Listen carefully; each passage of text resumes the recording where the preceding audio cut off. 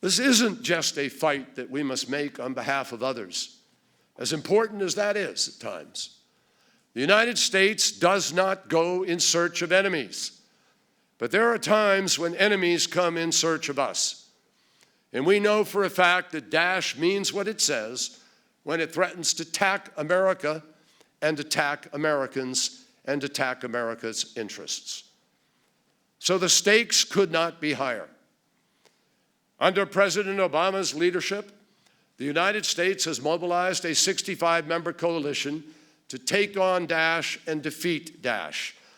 And notwithstanding whatever you read recently about people diverted with other interests, yeah, there are other conflicts too, but they remain committed, deeply committed, and at the table in Vienna, helping to broker a solution. We have said from the beginning that this would be a multi-year effort. But as I will describe in a couple of minutes, we are on the right track, and we are making gains, and we are clear about the road ahead.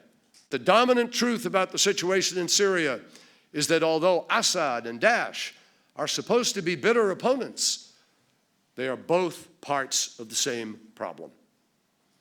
In fact, the rise of Daesh is directly attributable to the policies and actions of the Assad regime. And that is why we have referred to Assad as a magnet for terrorism. This is a case, and there are many in history, in which two supposed enemies are in fact symbolic. Loathing towards Assad drove thousands of Syrians into the arms of Daesh. And fear of Daesh caused some Syrian groups to feel that they had no realistic option but to support the government. That's not just symbolic, that's a symbiotic relationship, each piece dependent on the other. And the desire to flee both explains the massive refugee crisis that we face today. The relationship between Assad and Daesh clarifies one of the apparent peculiarities of this conflict, that the two extremes have only rarely targeted one another. If neither the dictator nor the terrorists are the answer, and they are not, our challenge is to create conditions under which a clear and broadly acceptable alternative can emerge. To that end, President Obama has set for our nation three interrelated goals. We begin with Daesh. Some 14 months ago, the President made it clear that the United States was committed to the defeat and dismantlement of this terrorist organization. And over the last month, he has directed every member of his national security team to pick up the pace and move forward with ideas for degrading and defeating Daesh more rapidly, more completely, and permanently. Second, we are intensifying our diplomatic effort to finally bring an end to the civil war in Syria. And third, we are determined to support our friends in the region and to ensure that the instability created by the Syrian crisis does not spread further beyond its borders. Remember, this coalition has only been together for 14 months. People forget that. Last summer, it did not even exist. But the coalition has already made a huge difference in reversing Daesh's momentum and in saving people's lives. And the evidence is there for everybody to see. To date, the coalition has launched more than 8,000 airstrikes in Iraq and Syria, and the number is rising every day. There were more than 40 just last night. The coalition and its allies on the ground have defended Mosul Dam and other vital facilities in Iraq, while also preventing a terrorist assault on Baghdad. We've driven Daesh from the critical border town of Kobani, everybody predicting it was going to fall and how terrible that would be. Well, it didn't fall. And it didn't fall because we stepped up and the president ordered the strikes, and we reinforced and we provided ammunition and capacity, and people were able to fight back. We've seen the city of Tikrit liberated, enabling most of its population, about 100,000 people, to return and start to rebuild their communities. With its partners, the coalition helped to rescue an endangered minority on Sinjar Mountain, and today, as we sit here, Allied forces are engaged in a major operation to liberate Sinjar itself, cut off Highway 47, which is Daesh's main artery from Syria into Iraq.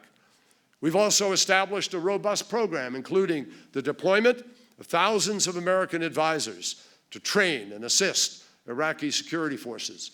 We have significantly degraded Daesh's top leadership, including Haji Mutaz, the organization's second in command, and we continue to eliminate commanders and other personnel from the battlefield. Overall, Daesh is unable to operate in 20 to 25% of the territory it controlled a year ago. And we are just getting started. We now know more about the enemy than we did, and we know more about what has worked and what has not worked and what can work.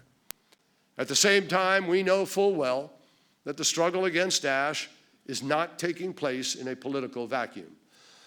And that is why we are working to promote a fully sovereign, stable, self-reliant, inclusive Iraq that is secure in its borders and able to protect all of its citizens.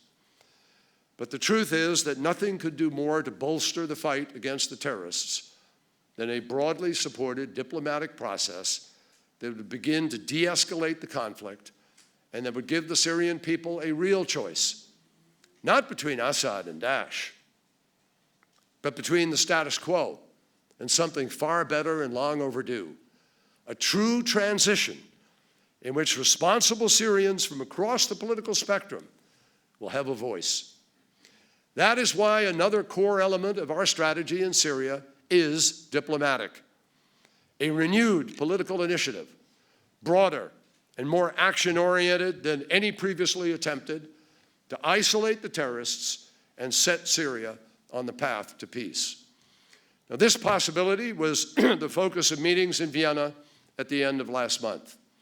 Meetings that for the first time brought together all the key international interested parties to the very same table. And guess what? It came out with a product. That session produced a communique endorsed by every country who attended, countries that don't always agree on much, like Saudi Arabia and Iran, but who do agree that Daesh is evil and that the war in Syria must be brought to an acceptable end as soon as possible. Now, I cannot say this afternoon that we are on the threshold of a comprehensive agreement. No, there remains a lot of work to be done.